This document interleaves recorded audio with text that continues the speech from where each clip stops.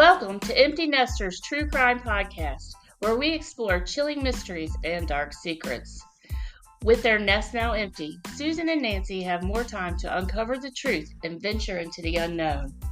Let's step into the shadows together, shall we? Hey, Susan. Hey, Nancy. How are you doing? Good. How are we enjoying this heat wave? Oh, my God. It's hot. It's not just hot, but it's thick, right? That humidity and whew. It's rough out there. Yes, it was. So I'm guessing that's why you have a new pool in your backyard, huh? Yeah, that's my redneck pool. I love it. One of the ones you just kind of float in, Matt at one end, you at the other, cooler in the middle. Pretty much. But I will say, usually when you feel like a little, I don't know, sitting pool, whatever you call it, it's from Target. When you get in, the water's like really frigid and cold. It's so hot. It is lukewarm water. It's not even refreshing. Oh, because it's it's like, what, 95 today? I think the heat index was over 100. Oh, I thought so. Yeah. It's pretty brutal out there. Well, I wish I was at your pool yesterday. We were actually hiking up at Lake Norman. Who goes hiking when it's 95? I don't know. We did. But I was going to say, you? Yes. But how was your 4th? And happy 4th to everybody. I mean, it's going to be a few days late when you hear this, but hope everybody had a great 4th. But how was yours, Susan? It was pretty chill. We didn't make any plans, which was nice. We're getting ready to pack up and take Ariel some things when she moves into her apartment August 1st. So I was able to go through some things in the house and box them up for her. She's getting all her mommy's rejects, and I'm going and buying new. That's fun, and it's exciting for her. It is, and each box she'll open, she won't know what's in it. Surprise! She'll be like, oh. I said, my mother is really good about pick stuff up at yard sales. You know, she's collects stuff. And then she brings it to us in these bins. And finally I had to tell her to stop. And now when she brings it to like my son, or she'll give it to my brother. And I'm like, well, what about me? And she said, you told me to stop sending you stuff. Well, I know the kids can always use things. I know I just told you my son's moving into a new house with his fraternity friends. And this house is huge. It's got to be, oh my gosh, I don't know, 3,600 square feet, 5 bedrooms. It has office, living room, family room, kitchen, obviously kitchen. And it's got 2 sets of stairs. I'm like, what fraternity kids have a fancy house like this? But the whole thing is furnished. So we were just talking. I'm pretty sure when people move out, these kids just don't take their stuff. So it just keeps they must have, I think, 3 couches in that family room. I don't know. It's funny. Nope, a lot of them just leave it. They leave it and move on. And I told Ariel, I said, she's lived in apartments for the last couple years, but this one she's found on her own. It's pretty much, she's chosen the place, paying the checks for the rent. Those checks are hers. I said, I'll buy you a few things. I said, but I can't furnish an apartment.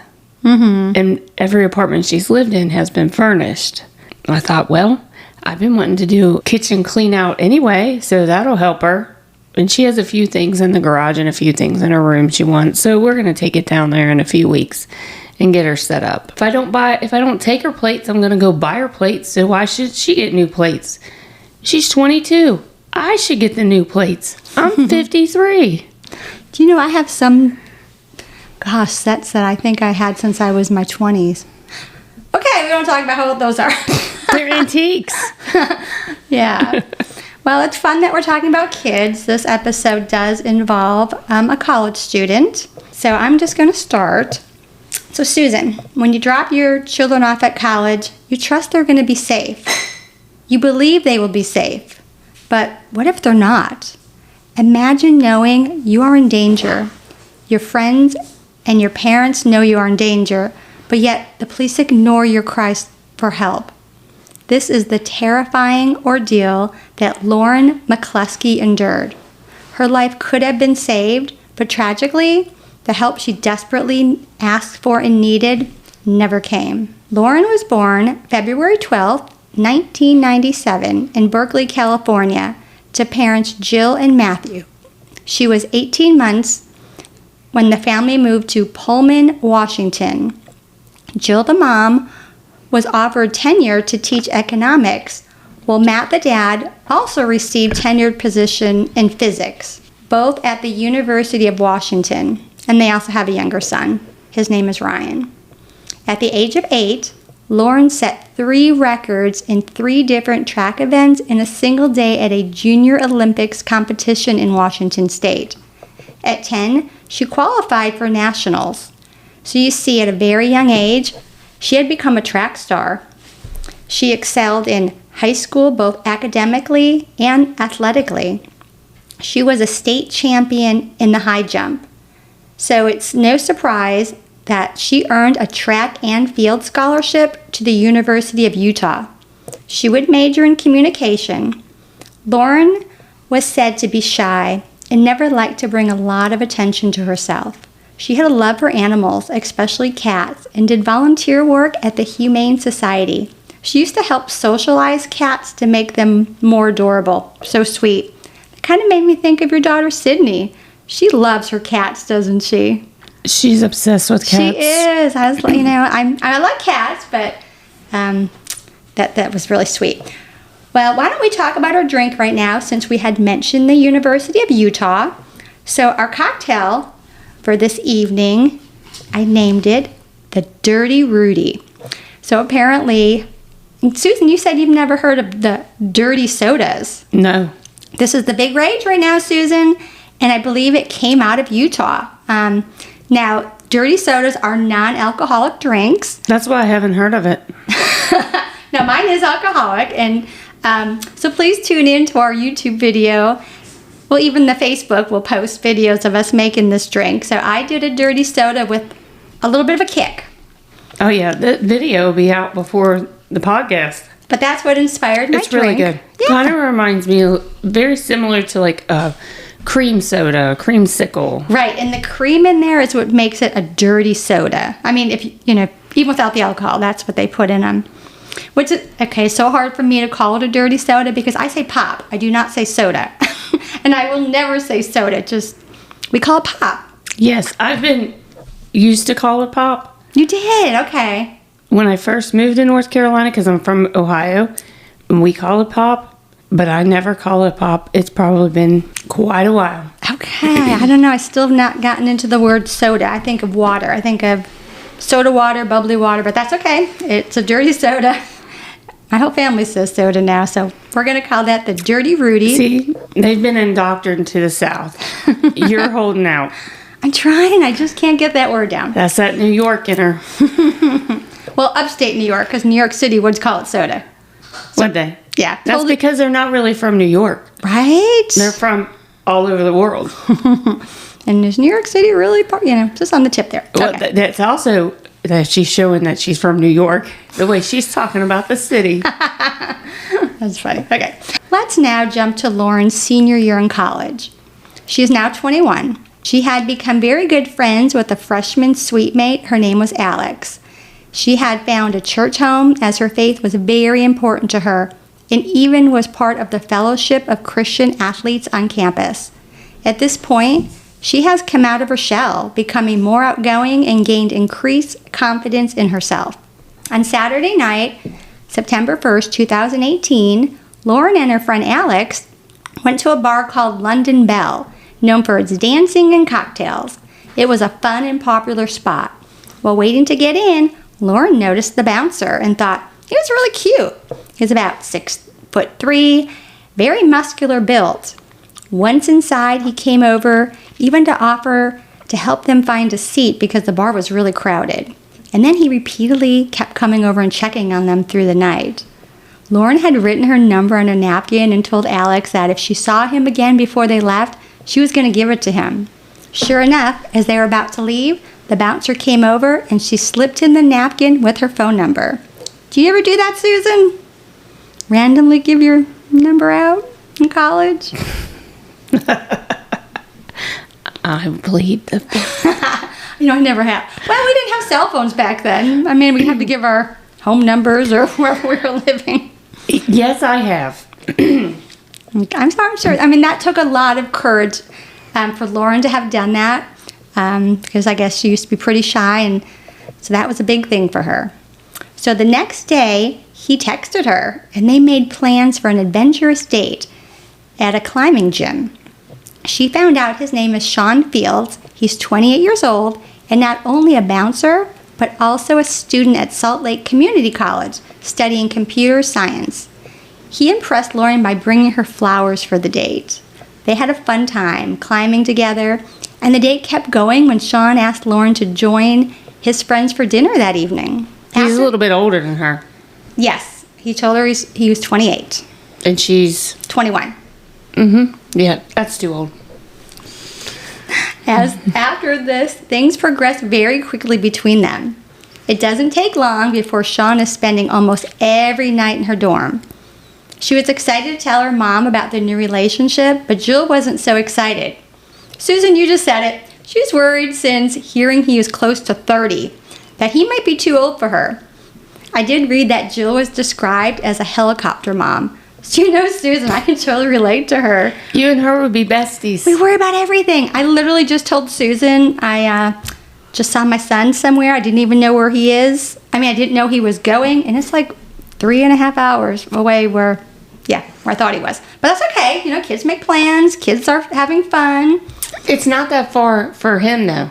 Yeah, you're right. He's up in the mountains. Yeah, he's... Because we're about an hour and a half from him. Yes, so. It's further for us but than it Susan is for him. still didn't know he was going up to the mountains with his friends. Yesterday I knew his plans. He went to the lake. He had a great time, and now they're up in the mountains to be college kids, right? To be having fun. Oh, Nancy, he's 20 years old. He's a grown man. Or so he thinks. So he thinks. But quickly, her friends noticed that Sean was making a lot of decisions for Lauren. For instance, he chose what she should wear when they were meeting him for dinner one night. Whenever she was out, he would call, and her friends observed that Lauren would become very nervous as he questions where she was, who she was with, what she was doing. It was easy to see that he was very possessive and jealous. Her friends noticed that she had to text him back immediately whenever he messaged her, sometimes even having a friend do it for her if she was driving. They realized that Sean was very controlling over her, not wanting Lauren to go out without him for fear of her meeting other guys. Lauren defended his actions to her friends, blaming it on his insecurities about past relationships. Friends were concerned as he seemed to have a fascination with guns and talked about them frequently. He would take Lauren shooting and try to push her into carrying one herself for safety reasons. Alex, the friend, observed Sean explode in anger once when Lauren failed to answer her phone fast enough. He would accuse her of cheating, and one time it was over that her phone simply ran out of battery. Despite these red flags, Lauren consistently made excuses for Sean for his controlling behavior, leaving her friends suspicious of his true intentions. After a few weeks of dating, Lauren's life was unraveling. Sean demanded that she pick him up from work in the middle of the night, leaving her exhausted and sleep-deprived. His relentless demands were overwhelming. So Sean's about 6'3", 250 pounds, and Lauren herself is a tall girl, about 5'7", 5'8", and the two of them are sleeping at her dorm bed every night. Now, Susan, you know those dorm beds are not very big. I think they're extra large twin beds. Her friends are noticing she looks exhausted and stressed and appears to be losing weight. Though they are aware of her deep feelings for Sean, they're very worried and took their concerns to the campus housing staff and confided in Diamond Jackson, Lauren's housing advisor and friend. They described how Sean was constantly staying over in the dorm and how his presence felt unsettling. Alarmed by their concerns, Diamond emailed her supervisor, outlining the situation in the email. Diamond highlights several of these critical issues, like Lauren might be in a potentially harmful relationship. She was allowing her non-resident boyfriend to stay with her, raising concerns about her roommate's comfort and consent. Lauren mentioned that her boyfriend would be getting her a gun to keep with her. There was a fear that her boyfriend might be tracking her movements, and that Lauren was neglecting her own well-being. Despite these urgent and troubling concerns, no action was taken. No one was stepping in to help. Instead, the response Diamond got was, "We will have to have a meeting and we'll talk about it." Not the response she was hoping for, and the meeting never happened.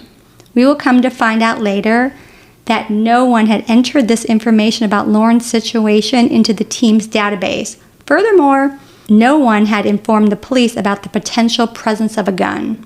Lauren ends up seeing an ID of Sean's and is stunned to know his real name. It's not Sean. It's Melvin Sean Rowland, and he's not 28. He's 37. About this time, she headed home for fall break. Once she was back in Pullman, Washington, she decided to look at Melvin, see who he really was, because how well did she really know him? After she Googles him, she finds some very concerning information. He's a registered sex offender. Here's what I found out when doing my own research. This is according to an ABC4 Utah article. Melvin had met a 13-year-old girl online and set up to meet for sex, but turned out it was actually a police officer who set him up. The same year, he made plans with a 17-year-old. I believe he was probably about 23 at the time, but I did look up the legal consent in Utah is 18. He went over to her house while knowing her parents were not home and forced the girl to have sex with him. He was sent into prison for these crimes. So from 2004 to 2018, he was in and out of prison. Twice during this time, he would get parole, but would break it and end up locked back up. Actually, during one of his parole hearings, he admits that he did force a teenage girl to have sex, and he also admitted to forcing 2 other women. He would get out in April of 2018. Remember, this is just months before meeting Lauren.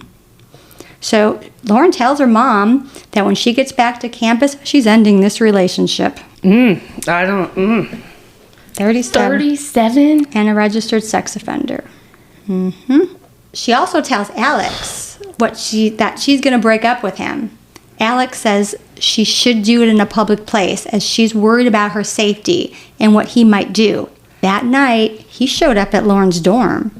When Lauren confronted him about being a sex offender, Melvin makes up a story saying, "Oh, he was at a fraternity party and a girl lied about her age."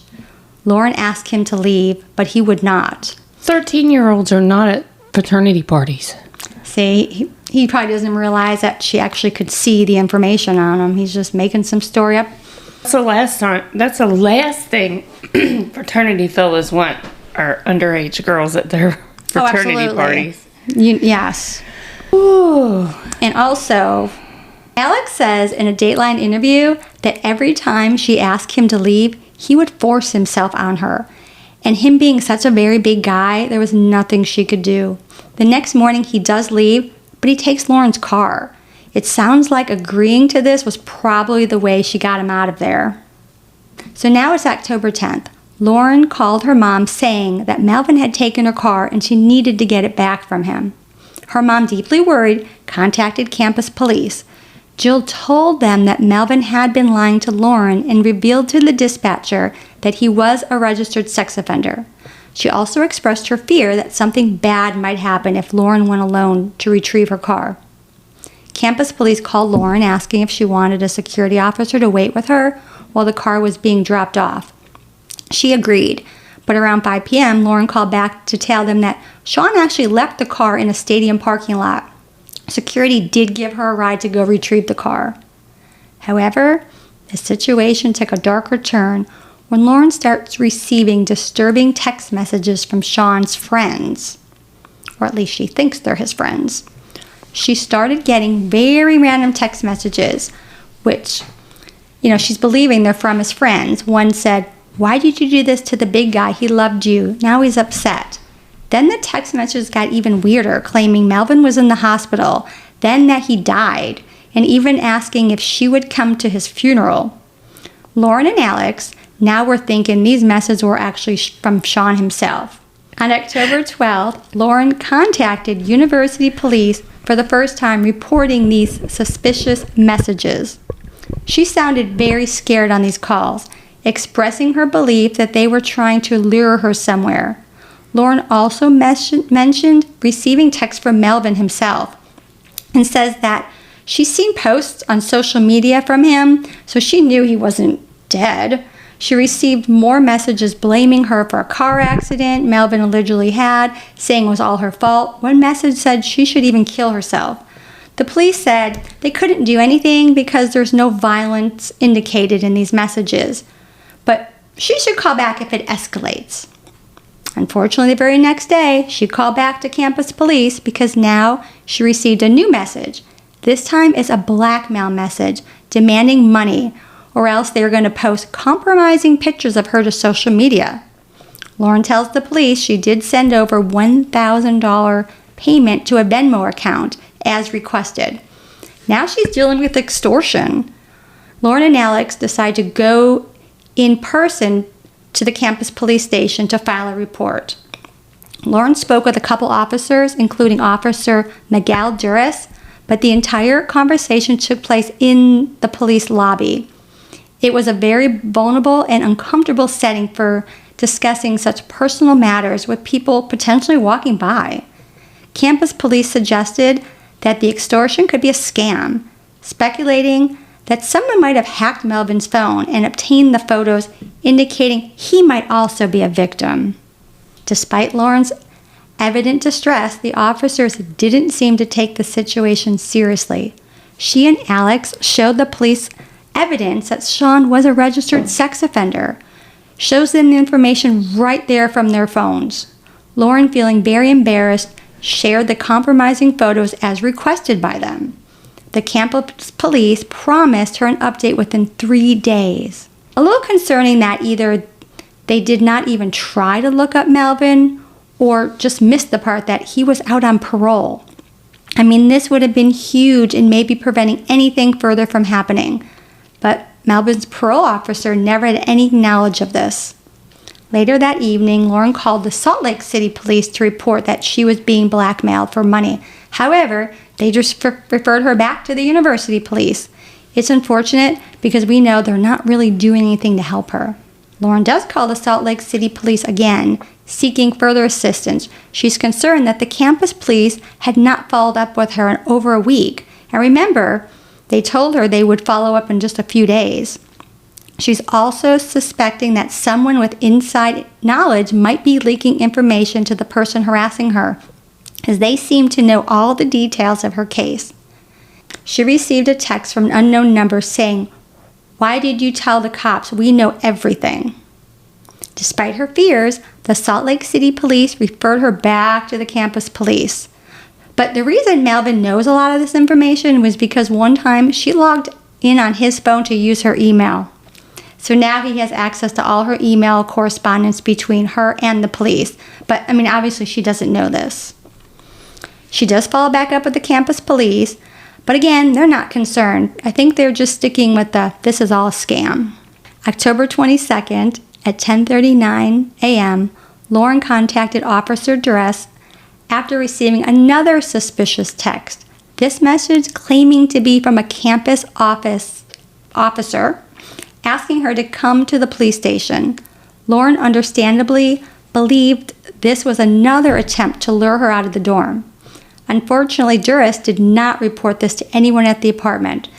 Impersonating a police officer or government official is a Class B misdemeanor, punishable by up to 6 months in jail, which should have triggered immediate action. But she was told to ignore it and just don't text back. October 22nd, 8:20 p.m. Melvin confronts Lauren outside her residence hall as she's coming back from an evening class. She's on the phone with her mom as she's walking back to her dorm. Her mom hears her scream, "No, no, no." I believe her mom, Jill, was exercising like on a Stairmaster at the time and had the phone on speaker. So Lauren's dad was nearby and he also heard the whole thing. He does immediately call 911. He reports to them that they believe Lauren was being attacked. Police arrive in about 10 minutes, but only found Lauren's belongings in the parking lot. These are the items she was carrying and dropped when Melvin grabbed her. They immediately searched her dorm room and surrounding areas. It was too late. When Lauren's mom heard that cry on the phone, "No, no, no," that was when Melvin grabbed her. He then took her and forced her into the back seat of a car, where he proceeded to shoot her 7 times. 9:55 p.m., the police discovered Lauren's body in the back seat of that car. The university promptly issued a campus alert notifying students of a shooting. Alerts continued to be sent out approximately every 30 minutes, each including information about the suspect. By 11:46 p.m., once police confirmed that Melvin was not on campus, they lifted the secure-in-place order. Another alert was sent at 12:01 identifying Melvin Rowland as the suspect. So what happened was shortly after he killed Lauren, Melvin contacted a woman he met through a dating site and asked if she could pick him up. They went out to dinner and later returned to her house where he took a shower. Afterwards, she drove him to a coffee shop. Later that evening, while she was watching the news, the woman recognized Melvin's photo during a news report. She promptly called the police. So around 12:46 a.m., the Salt Lake police officers found Melvin and followed him on foot where he entered a church. As police entered the church to apprehend him, Melvin would take his own life with a gun, the same gun he just used to kill Lauren. After this, the campus would send out one more alert, confirming that Melvin was no longer a threat. Many people failed Lauren, and so many mistakes led up to this. The university president, Ruth Watkins, said a couple months later after review, the report doesn't offer any reason to believe the tragedy could have been prevented. It does point out they were understaffed and not properly trained in certain areas for relationship violence. Yeah, they were inadequately trained, all right. Let's point out that Officer Dress inappropriately viewed those photos she was asked to share. He even showed them to some male coworkers, bragging about his ability to view them whenever he wanted. What a huge violation of trust. He was fired for mishandling sensitive evidence. But it's just another indication how the police let her down and also victimized her themselves. If you look up this case, you'll see that people are just pissed about how it was mishandled. I mean, let's just go over some of the simple things. I don't understand. Lauren told campus police he was a registered sex offender, and they never checked a parole status. Just the parole officer themselves reported that in May, remember, he was just released in April, he tested positive for marijuana, which is illegal in Utah for recreational use. Because in 2018, I guess it does become legal for medical, but it's still illegal. So, one, he tested positive for marijuana. Also, he was caught using a dating app and found he was interacting with a woman who had a 5-year-old son. Apparently, as a sex offender, you're not allowed to interact with children who are not your family or without permission from your parole officer. And of course, he's not supposed to even be on social media. Then in August, he missed some counseling appointments. But the agent opted to handle these violations of his parole condition with warnings. Those all could have sent him back to prison. He's only out for a month and he already had 3 checks right there. Also, Melvin was not even legally allowed to possess a gun due to being on parole. As under federal law, felons are prohibited from owning or possessing firearms. So, they had reported that about the gun, but of course, they hadn't looked into him, so they don't know that yet. Lauren told the police officer about him being on social media. Utah allows sex offenders the right to use the internet, but only if they provide the Utah Department of Correction with all internet identifiers used for all webmail, chat, instant messages, and social networking, as well as passwords indicated to access those internet. So all that time he's texting her and all that. He shouldn't even be allowed to do that. But again, because we didn't do the one simple thing to look up Melvin, they don't know any of this. So that's why it's so frustrating. The family and friends reached out more than 20 times to report concerns about Melvin. Remember, this is a short period. We're not talking about over a year. We're talking months. Was done. Nobody really looked into him. The DOPL, which is the State Division of Occupation and Professional Licensing, investigated the company that hired Melvin as a bouncer. Remember, they hired him under the alias Sean Fields. The Diamond Security Group was not licensed to provide security in the state. They also discovered they never did a background check on Melvin. Had they done their job, he wouldn't even been a bouncer at that bar that she went to. He's in security and they didn't do a background check?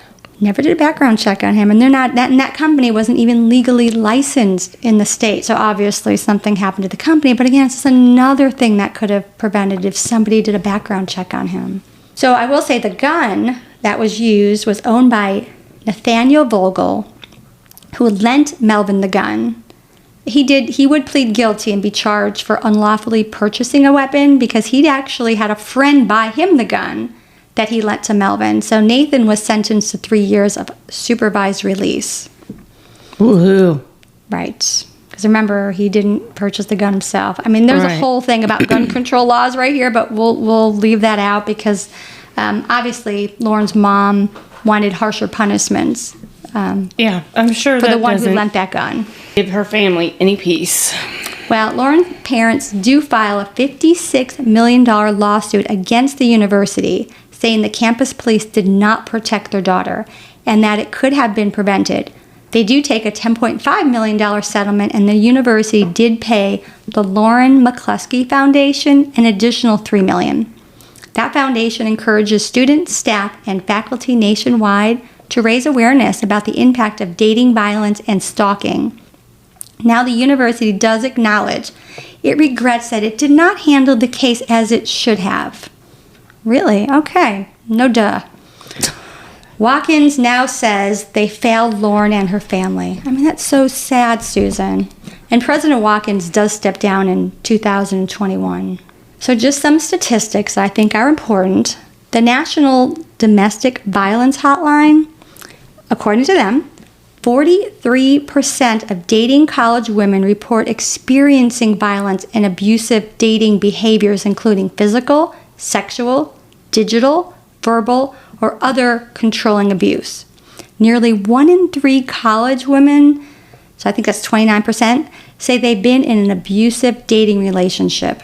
36% of dating college students have given a dating partner their computer email, social media password, and these students are more likely to experience digital data abuse. And we know that's, I mean, you're with somebody and you're trusting them, but don't share your passwords. And actually, just 1 in 6 college women, so 16%, have been sexually abused in a dating relationship. So I really thought this case was important for us to do. I mean, it's summertime. We have a lot of kids will, be going to college for the first time. Maybe we have some seniors who are going to start looking into going to college. And there are some really important questions that maybe you could ask. You have your college tours. And some of them that they pointed out were, what kind of on-campus support and staff services are available? How do you communicate with students in an emergency? And do you have threat assessment teams? And who is the best point of contact if a student feels unsafe on campus? So, I mean, it's stuff to think about. You'd like to think when your kids go to college that it's a safe environment. And for the most part, Susan, most colleges, campus are. This could happen anywhere. I mean, you and I know that these are tough, but the college that your daughter graduated that my son currently goes to, I mean, in 2019, there was a shooting on that campus and 2 students died and 4 were injured. And I don't think we would consider that campus unsafe. It was just random. I mean, and we sent our kids there after that happened. After. When we toured the school, we felt like she would be safe there. I think that's and she was. But I mean, I don't think I even knew to ask certain questions about college, about the police departments and then the campus security and what protocols are.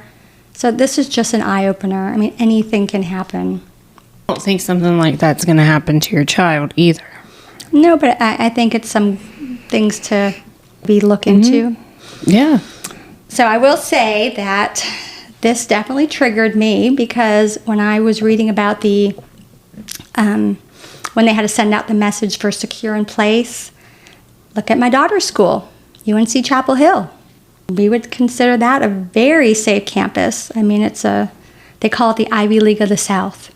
You know, Susan, twice this year, not once, but twice, within 16 days of each other, we had to deal with this. Gosh, here I get teary-eyed. Susan, can I get through one episode without getting teary-eyed? Nope. These are so hard. I will just tell y'all, I cried during every episode of Little House on the Prairie when I was little, so this is me. But I remember I was working, and I took a break, got a coffee, and I opened my phone, as I always do, scroll Facebook, and right there on the parent site, the first thing I see is a message about a shooting on campus. I mean, as a parent, it is terrifying. Of course, the first thing I do is look at Life 360, and my daughter had just arrived home at her student apartment. And I immediately called her, and to hear her voice, knowing she was safe at that moment, it was a huge relief. But of course, she had a lot of friends still on campus, and they could text each other and make sure they were safe, and where was everybody. But that's the first one, Susan, as you remember, it was a grad student who shot his advisor. Do you remember that one? Do remember. That was scary. He escaped, but they did get him. He was apprehended. The second one, 16 days later, they did the same thing. They sent out an alert for another shooting on campus. Well, I shouldn't say shooting on campus, just an alert to stay in place. Unfortunately, this time, Brittany was on campus, and I remember her texting me, telling me she was safe. Stop, now I'm crying. I know, but she was safe. And I don't cry. It's tough. We don't, parents, this is like our worst nightmares. But she was safe. They had barricaded themselves in the classroom. But again, they were able to text each other, so they kind of knew what was going on. Now this one, there was no shooting. It was at their student union. I guess somebody came in and showed a gun. I think he was looking for somebody specific. It was like at a bagel shop, I believe. And the lady that worked there, she came out, recognized him, and told him, put the gun away and get out of here, which he did. There was no injuries. But these kids were traumatized twice in 16 days. Did they screw up his bagel? What was he doing? I think he was looking for somebody. I don't know if it's a drugs? girlfriend or boyfriend. I think it was like I don't want to speculate. I'm not quite sure, but I think it was like somebody that worked at that bagel shop. Yeah. Well, once you knew Brittany was safe, you probably didn't give a shit about anything else. Well, at that point though, you don't know where he went. Yeah. He showed a gun. And, the kids in the bagel shop, they reported they had to hide under tables. So when I was reading about they send these alerts out. Of course, it's terrifying for the kids, but, the parent, when you get them, that's your fear. That's your worst nightmare. But I will say, I think the University of North Carolina handled this great. I don't know if you've ever heard this, Susan, and you can TikTok, but did you ever hear the alarm that goes off at UNC Chapel Hill when this happens? It is like, I think that would terrify me. They send out this, it's like an alarm, but it's like, you have to hear it. It is just... I'll look it up. Whew, just hearing that. Imagine you're on campus and you just hear that. The kids they go running to get indoors, to hide, to barricade themselves. I had great friends who were looking out for her. They were concerned. They reported it. Her advisor, they reported it. But I'm not saying that people, they didn't take it seriously, but had somebody looked her up, that's why I think this one could have been prevented. I mean, if you Google it, you'll see a whole bunch of more information, but I don't want to get into the technical, protocols, and because, I don't know all the college protocols, what they are. And I'm sure each college is different. Yeah, and this one now has different things set up. So the University of Utah, we know, is an amazing school. But, it's just so unfortunate for Lauren, who was such a great student, and she was so excited about graduating, and, she didn't get that chance. So it's really sad, and I feel for her family. So, but I did want to put this episode out. Summer's coming up, and, summer's here, and we're, kids are going to be off to school soon, but it's stuff to think about. And, look out for your friends if something doesn't seem right. I mean, these kids did speak up. So, but unfortunately, they didn't have somebody looking out for them. Yeah. And just the statistic alone about the how many college kids experience this. And I just want to say, it's not all women. There was a report at UNC Chapel Hill where a mom, she was amazing. She spoke out about an abuse that happened to her son. And normally we don't hear that. Mm-mm. Her son was followed, and he followed him, got into the dorm room, and he was assaulted.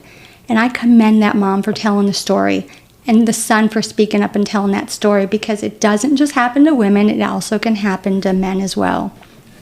So these are real concerns on college campuses. Yeah. No, it doesn't happen to men as often as it happens to women, but it does happen. Mm-hmm. But, it takes courage to speak out and share your stories. To put this on today, and my youngest daughter's a power lifter, and she posted today that the USA Powerlifting for Women, that they're working another company to create safe spaces for women who powerlift. I love that. Because USA Powerlifting for Women, nearly 1 out of every 5 professional female athletes has experienced sexual abuse as a child in sport. Wow. The reality is the number's higher. Of those experience sexual harassment or unwanted contact, only 7% submit a formal complaint. That's less than 10%.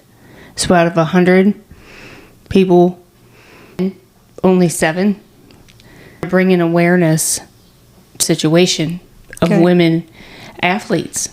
Good. It's hard to speak up. It's hard to share your stories, but it's only going to help others. Like I said, this episode, I did it to be more informative. It's definitely not to scare new moms, new dads, sending your kids to college. It's hard. I mean, Susan and I, both our kids are local. One's was about 35 minutes from me, and the other is about an hour and 45. So, I mean, send your kids out of state. But one of the things I think is really important is to join that parent site. That's where I literally logged on, and the first thing I saw on the parent site, parents are a very strong support for each other. You love the parent site. I hate Susan it. hated it. But I even met a mom. She's amazing, and we became really good friends. And the first shooting, she called me, and we're crying together. And, we were so scared for our kids. She's checking on mine. I'm checking on her. We kept together all day. And, she's in a different state, so she's watching the news, and she's reporting everything she's seeing. And you just really bond together. But Susan was not a fan of the parent site. I'm not a fan of the parent site. I'm just not. I'm not a fan of a lot of things like that. So that's just me. I think a lot of it is a bunch of shit. Every once in a while they put some really good stuff out there, but it's like a lot of it's a bunch of shit. Yeah, and each parent site is different because, they'll have like 3 different parent sites. One's kind of run by the school monitor. The other one's just kind of a free-for-all. And then they're always whining about something. You sent the child off to college. Cut the cord. Yeah, but, all Can't go kids study for them. They got to do some things on their own. Please don't be mean to me for hating the parent site, but I cannot. I love my parent stand site. it. But I think after the fourth one goes to college, you're just like, they gotta grow up. Let them grow up. I agree, Stop but it. Susan, kids are different. You know Brittany. Oh my gosh, she was the one who kept that house going. I mean, she told her brother what classes they need to take, how many AP classes, this class, that class. And then there's brother, he goes to college. I had to keep reminding him, did you do this, did you do that? I remember calling him, pinging his phone because he wasn't answering. Aren't you supposed to be in an 8 o'clock class? We never did 8 o'clock classes again. But you know what? Kids are different, Susan. I bet Brittany would hate the parent site. She'd be like, she would feel the same way I do about some things. Like, they're a grown-ass adult now. Let them fall on their face a couple times. Quit holding their hand. I'm defending this, Susan, because you're paying that much money. You want to make sure your kids are on the right path and got it. Especially when it comes to registration and stuff. Did you get your advising done? Did you do this? Oh my gosh! When people ask a question that they need very good clarification for, that's different. But why are the chicken nuggets always burnt in the student hall? Come the hell on. Who's got time for that? Oh, that's funny. Grub up some McDonald's. They'll be fine. Yeah, they show pictures of the food. I'm thinking, both my kids like the college food. I don't know. But I will say, it's tough. And I think when you meet a stranger, I wouldn't have said this 20 years ago, but maybe you should Google them. Right. So what if she would have went home and Googled Melvin? She would have never went on a first date with him. Right. All she would have had to say was, oh, my ex-boyfriend and I got back together. Yeah. If it don't work out, I'll let you know, Melvin. Or Sean, or whatever the fuck he was calling himself. His real name is Melvin. But, had security taken it more seriously, the day that this happened, he was, like, if they go back and look at the cameras, he's walking all around campus that day. At one point, Susan, he is in a Deadpool costume, like disguise. It's so freaky. But I mean, nobody's looking out for him. And the other problem was he had made friends with all the kids in the dorm. He's 37 years old. Remember this. He's made friends with the kids in the dorm, so he's in the dorms. He could spy on Lauren. But he was probably charming. Yeah, he's a good-looking guy. Yeah. And when you're charming, it can take you a long way. But like I said, even if you're a snake in the grass. Yeah, but her friends did the right thing. They were concerned for her. They reported it. Her friend went to the campus police with her. I'm going to give you my advice, all young people.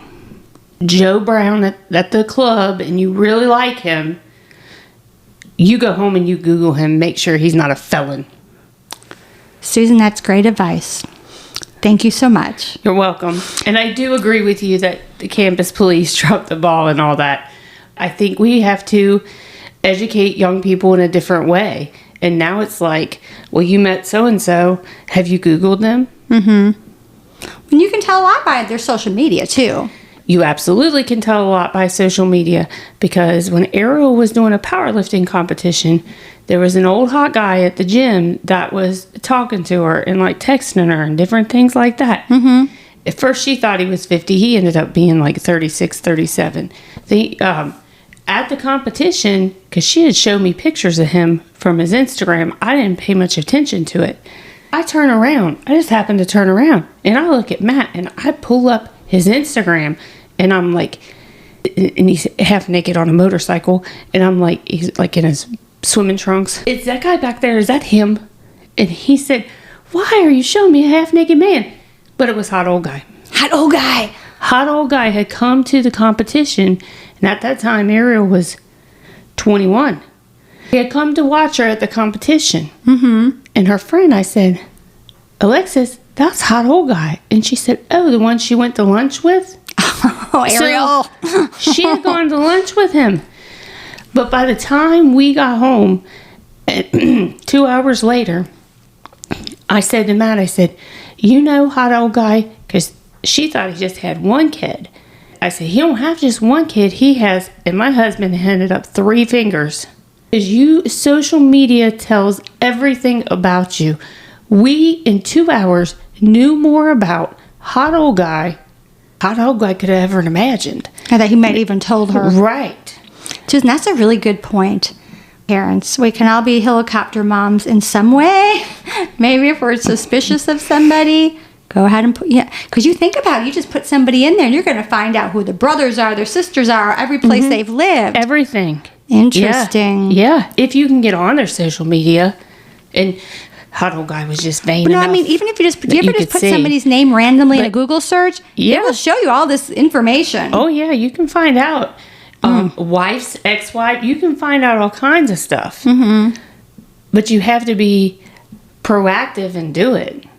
Especially if you're suspicious of something. And that's the world we live in now. That's sad. Because had she gone home, done that, he's given a fake name, but she may have figured it out. Yeah, she just happened to see an ID that was left laying around. But again, there's so many things that could have prevented it. He shouldn't even have that job. No. The parole officer right within the first month, he had 3 checks, but maybe they're considered small, the marijuana. But again, he was on a dating site with somebody with a child. That to me is a pretty big one. But again, it's not pointing fingers. It's just pointing out that things could have been done to prevent this. Absolutely. And like I said, but I do think we've got to speak to our young people differently than we would have spoken to them 5-10 years ago. I like that, Susan. You're right. Because we can't be naive about it. Thanks for joining us on Empty Nesters True Crime Podcast, where we've delved into chilling mysteries and dark secrets. With their nest now empty, Susan and Nancy will keep uncovering the truth and venturing into the unknown. Until next time, stay safe and step into the shadows with us again.